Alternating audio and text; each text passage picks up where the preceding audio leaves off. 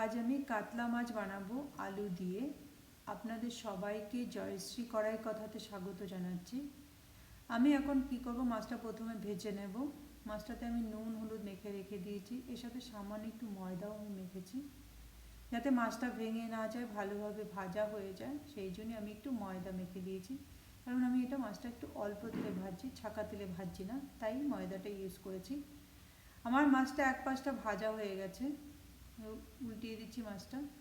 দেখুন লাল লাল করে আমি ভেজে নিয়েছি, ভালোভাবে লাল লাল করে ভাজা হয়ে গেছে। মাছটা ভাজা হয়ে গেলে আমি এবার তুলে নেব। এবার কী করব, ওই কড়াইতেই আমি দিয়ে দেব সামান্য জিরে ফোড়ন। জিরে দিয়ে আমি জিরেটা ফোড়ন দেওয়ার পরে আমি আলুটা দিয়ে দেব। আলুটা দিয়ে এবার লাল লাল করে আলুটা ভাজবো আমি। আলুটা লাল লাল করে এখন আমি নুন আর হলুদ কিছু অ্যাড করছি না।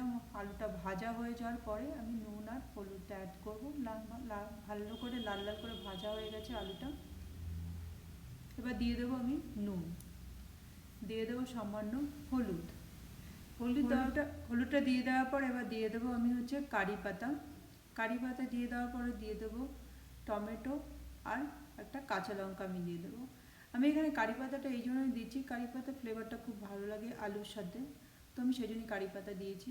এবার কিছু মশলা দিয়ে দিচ্ছি, সামান্য জিরের গুঁড়ো, সামান্য ঝাল লঙ্কার গুঁড়ো, সামান্য জিরের গুঁড়ো আর একটু সামান্য আদা। এটা দিয়ে কি করব, মশলাটা একটু কষিয়ে নেব। মশলাটা কষানো হয়ে যাওয়ার পরে এর মধ্যে আমি দিয়ে দেব জল। দেখুন মশলাটা আমার কষানো হয়ে গেছে। টমেটোটাকে আমি কি গলিয়ে নিইনি, একটু গোটা গোটাই রেখেছি। এবার আমি একটু গরম জল ঢেলে দিলাম। গরম জল ঢেলে আমি কি করব, একটু 2 মিনিটের জন্য এটা ঢেকে দেবো, আলুটা সেদ্ধ হতে দেবো। 2 মিনিট পরে আলুটা যখন সামান্য সেদ্ধ হয়ে যাবে তখন আমি মাছটা দিয়ে দেবো। মাছটা দিয়ে আমি 5 মিনিট আরও ঢেকে রাখবো।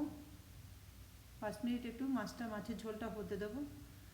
5 মিনিট পর কি করব, ঢাকনাটা তুলে দেখবো যে আলু এবং মাছ সব কিছু ভালোভাবে আলুটা সেদ্ধ হয়েছে। বাহ, ভালো একটা গন্ধ বেরোচ্ছে মাছের ঝোল থেকে, যেহেতু কারি পাতা দিয়েছি সেজন্য ফ্লেভার একটু ভালো আসছে। এবার কী করবো, নামানোর আগে আমি একটু ধনে পাতা দিয়ে দেবো।